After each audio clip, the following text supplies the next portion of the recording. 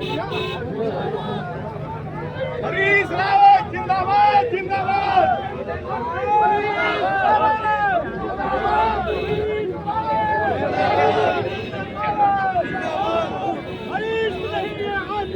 उत्तराखंड का गांधी है। गाड़ी के पास जा रहा है भाई फुरकान भाई।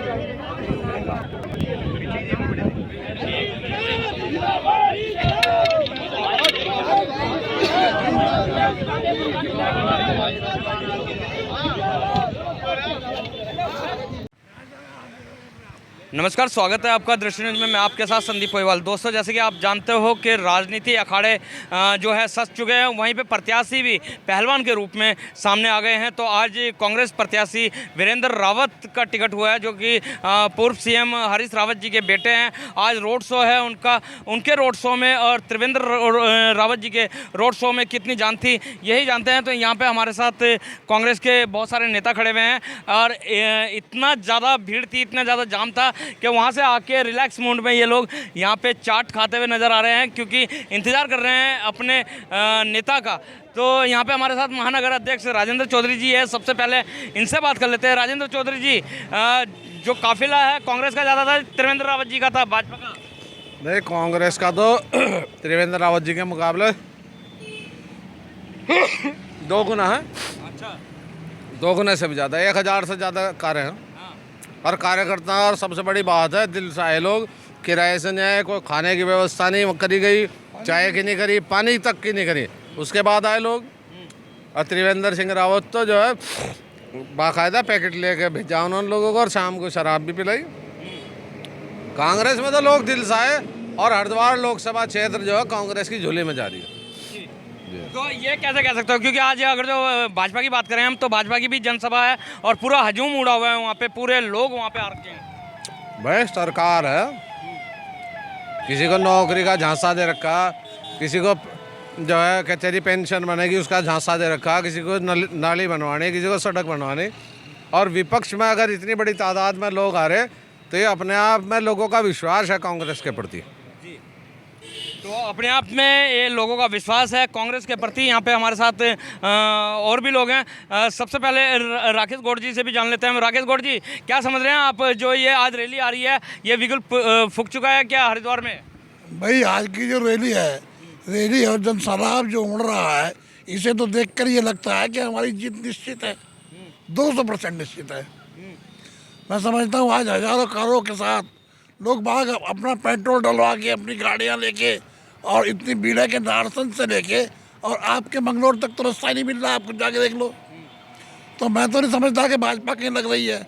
जहाँ तक सवाल त्रिवेंद्र रावत जी का है, त्रिवेंद्र रावत जी की अपनी सरकार है।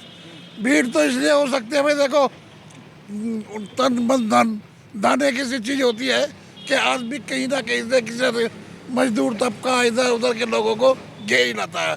तो मैं नहीं समझता कि त्रिवेंद्र जी कहीं हरीश रावत जी के सामने या उनके बेटे वीरेंद्र जी के सामने टिक पाएंगे। अच्छा, यहीं पे अगर जो हरिद्वार सीट की बात हो रही है, तो पूरे देश की बात कर रहे हैं। भाजपा का एक नारा है 400 पार। क्या 400 पार भाजपा जा पाएगी? मैं ये समझता हूँ कि 275 में सरकार बनती है, 275 तक मोदी जी नहीं जा पाएंगे। वो 200 सवा 200 तक भी से ऊपर नहीं जाएंगे।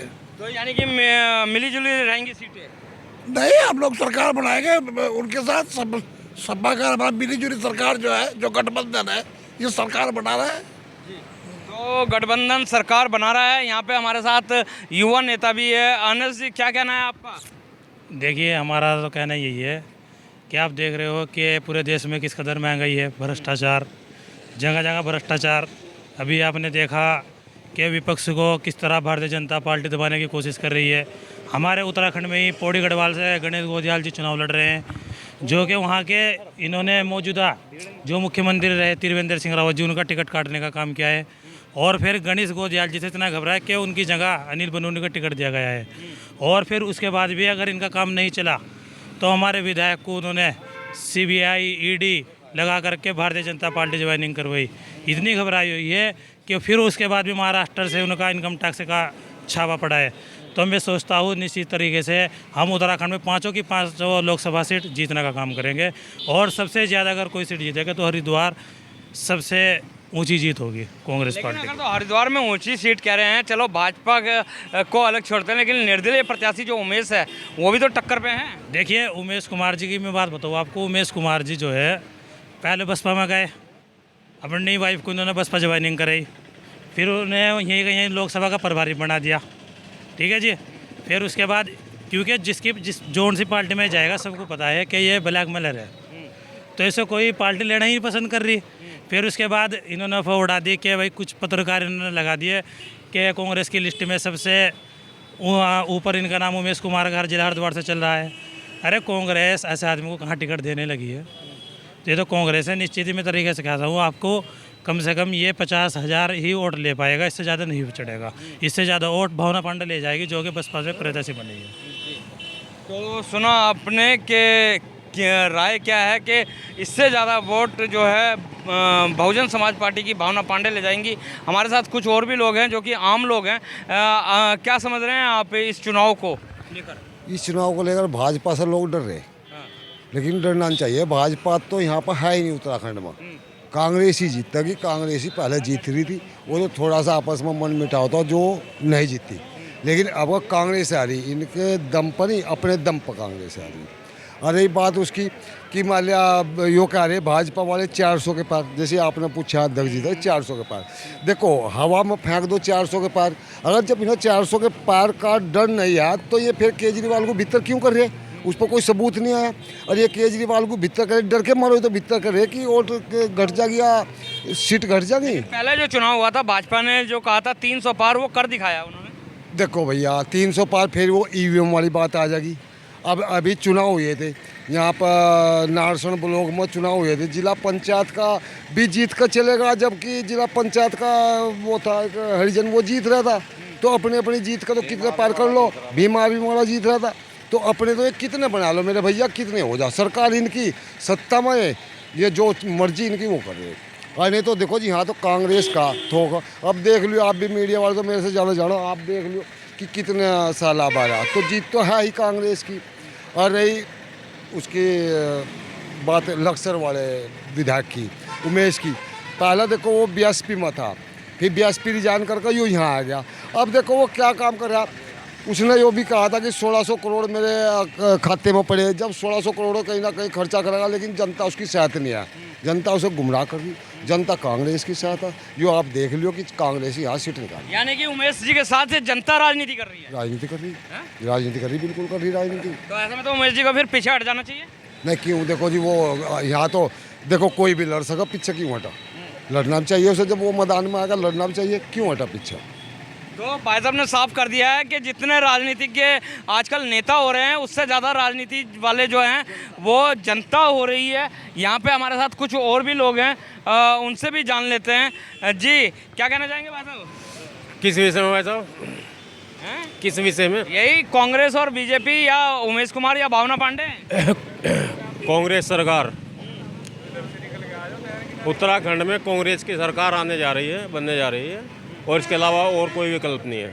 जी आप क्या कह रहे हैं? भाई इस बार जो है शैतानों के साथ में इंसानों का मुकाबला है। अच्छा, और इंसानियत कौन शैतान है और कौन शैतान तो भाजपा वाले हैं। भाजपा शैतान कहाँ से हो गई? भाजपा ने तो इतना विकास करे कि क्या विकास करा? विकास नहीं करा, विनाश करा इस देश का। और बेवकूफ़ बना दिया, जिसके पीछे लगा दी जो विपक्ष के नेता है ना, सबके पीछे अपनी विश्वगुरु नहीं बन गया पूरे वर्ल्ड में? हमारे भारत का नाम नहीं है क्या? चमड़े की जुबान है, मोदी जी की विश्वगुरु बना देगी। चमड़े की जुबान है। 143 करोड़ लोगों का देश है। कितनी % वोट है भाजपा पे या बीजेपी पे? कितनी % वोट है? लेकिन इतनी योजना भी दी है, जैसे उज्ज्वल योजना है, पेंशन योजना है, बहुत सारी योजना तो जो है इनके भाई खातों में है। झूठ बोलने की तो कला है मोदी जी पर, और कुछ नहीं। और कितनी भीड़ बता रहा है यहाँ से नेहरू स्टेडियम में, 5-4 हज़ार आदमी, उससे ज़्यादा आदमी जो बिना पैसे के। और भाजपा ने पैसे खर्च करके जो है यहाँ से आज 50-100 लाख रुपये खर्च करे होंगे भीड़ बनाने पर। तो सुना आपने के चमड़े की जुबान है, ये भी कहना है लोगों का। तो यहाँ पे हमारे साथ सुधीर सांडलिया जी भी मौजूद हैं, जो कि NSAI के जिला अध्यक्ष रह चुके हैं। जी सुधीर सांडलिया जी, जी। आज वीरेंद्र रावत जी का जो रोड शो है, वीरेंद्र रावत जी का रोड शो ज़्यादा था या त्रिवेंद्र रावत जी का था?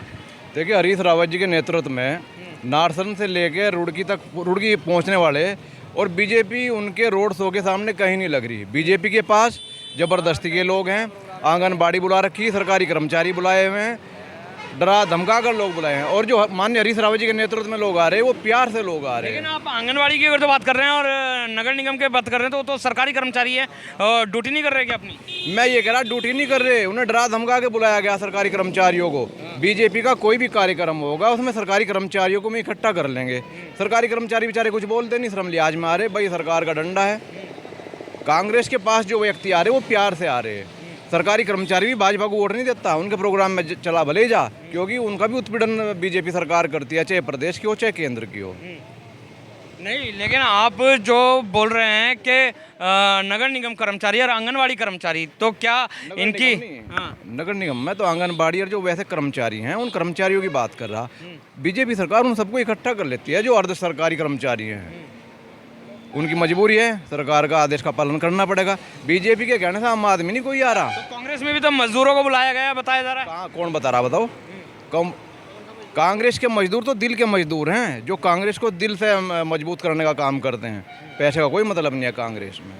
तो सुना आपने, सुधीर सांडले ने साफ बात कर दी कि जो मजदूर हैं कांग्रेस के वो दिल से कांग्रेस के साथ है, पैसों को लेकर कोई भी यहाँ पे रैली में नहीं आया हुआ है। क्या कहना चाहेंगे भाई साहब? सुधीर सांडले जो करे हैं सही करे हैं। नहीं, आपका भी तो अपना मत है, आप भी तो। हमारा मत तो ये है, हम तो कांग्रेस के हैं, दिल से कांग्रेस हैं। बस हरीश रावत जिंदाबाद।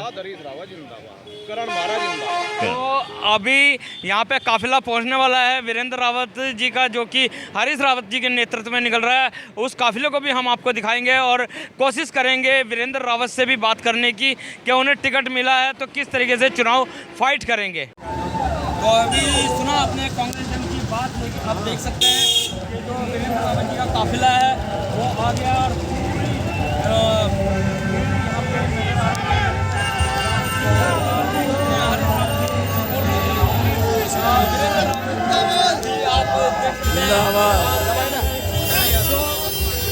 अभी खैर इनसे बात तो हो नहीं पाएगी क्योंकि रोड चल रहा है और काफिला है। तो बात कर लेते हैं वीरेंद्र रावत जी से। हरीश रावत नारे लगते हुए वीरेंद्र रावत जी के तो इनकी बाइट अगर तो हमें मिल जाती कोशिश करते हैं, हम चल रहे हैं तो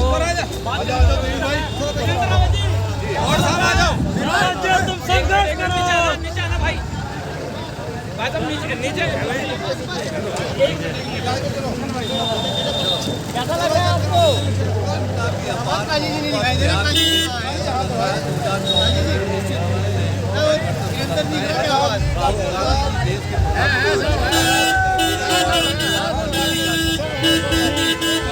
आपने वीरेंद्र रावत ने कहा है कि ये बात लिखी जा चुकी है और कितना जो है